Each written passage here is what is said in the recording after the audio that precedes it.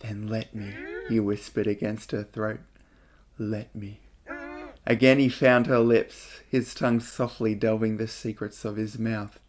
He kissed her with a passion that was surging, molten. His sinewy hands possessed the contours of her arching back, her ribs, her throat. She felt his mustache graze the line of her jaw, his tongue taste the hollow of her throat.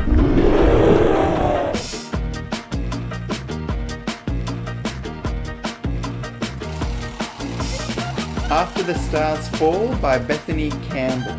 She tried to put her past behind her. When Professor Jana Fitzgerald's new neighbour turned out to be none other than the famous exposé writer Zach Devlin, Jana was terrified. She carved a new life for herself, far removed from her Hollywood childhood and scandalous headlines that had tormented her family. And now this man threatened to destroy her orderly existence. But Zach Devlin's intentions were far deeper than Jana could have imagined.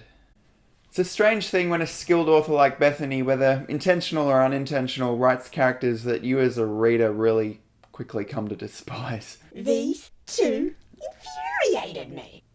Please don't be too harsh. You know, I had a look at a list of Bethany's works on Goodreads. There's over 50 different books there, and this was listed right at the back at the second lowest rated entry.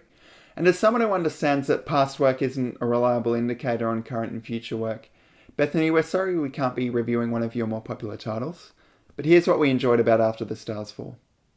Firstly, there's clarity to Bethany's writing style that's easily warmed to. She uses words that make sense for the scenes, nothing goes over the reader's head. I know some readers prefer more purple prose, but personally I was all for the way this book read. As well as this, Bethany's pacing is solid. There's just the right number of scenes and chapters to keep the energy consistent, and... What's this? Jordy? Dude! We can win a Rolls Royce! Ooh!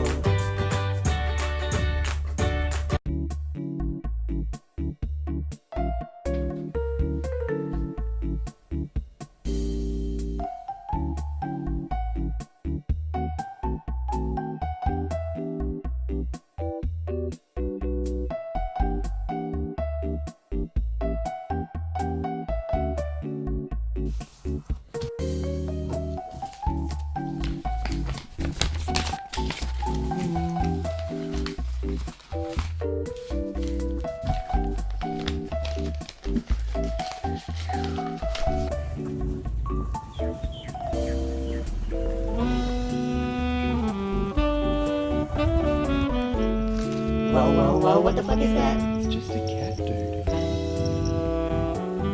Fifth cat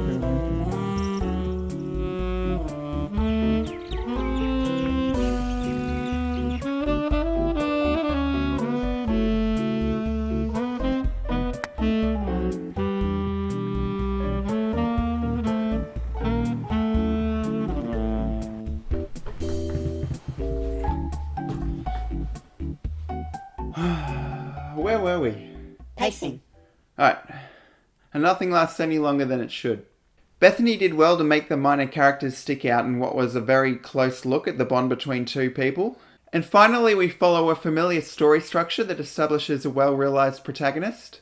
Through past trauma, Jana has developed a warped sense of view when it comes to love, due to the actions... Inexcusable actions? ...of her infamous father. Actions which justify how she's arrived at this misbelief. And before I pass the criticisms off to Ink, I also just want to mention that After the Stars Fall was a very fitting title for the book overall. So well done there, Bethany. Is it my turn? I can see you fuming over there. Is it my turn yet? Alright, go on, list your grievances. So to begin with, the dialogue, quite often, felt a little campy. Next, much of this story is predictable. There's an especially bad example of this in a scene towards the end where Jana is caught in a snowstorm and rescued by a stranger who Bethany refers to as the man until the end of the chapter. Bethany, we all knew the man was Zach. She's right outside her house and he's her neighbour. Who else is it going to be? I'm hoping because of how painfully obvious this was, Bethany was just leaning on a trope of the genre here. But if I'm not, I can't say I was fooled. While much of Bethany's prose is solid, there was a couple examples that were a little suspect. One was her references to Zach's chiseled lips. What are chiseled lips? I'm thinking of lips with abs. But my biggest criticisms are of this Zach Devlin character. I get some women dig an arrogant guy, but there's a fine line between having swagger and being a dipshit, and Devlin passed it on one too many occasions. The first of which is this sequence with Devlin's pet dog, or half-wolf or whatever it was. When we're first introduced to Devlin, it tries to snatch a pair of shoes off Jana just outside her house. And as he's trying to reel his dog back, Devlin snaps at Jana to drop the shoes because that's what his dog is after. And it's like, how would that excuse hold up in a court of law?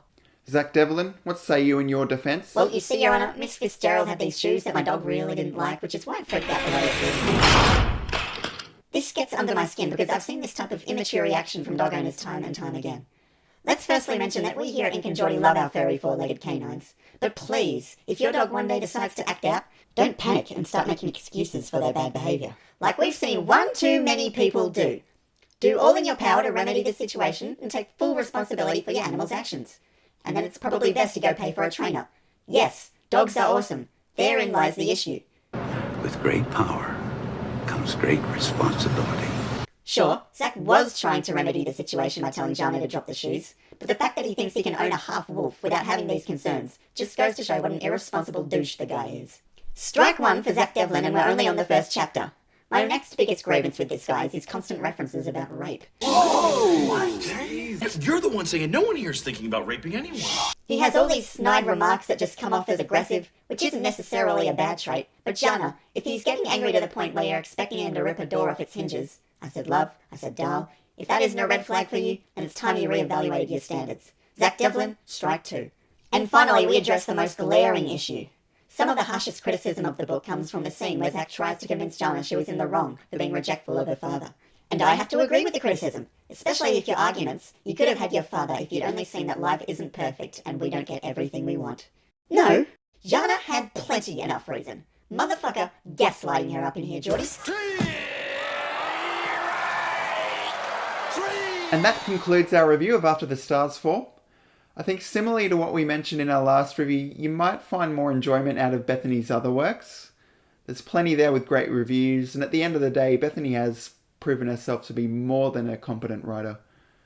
This one just didn't quite hit the mark for us. And we can't exactly say romance is our genre of choice either. Spin the wheel, Jordy Shaw. Yeah, man.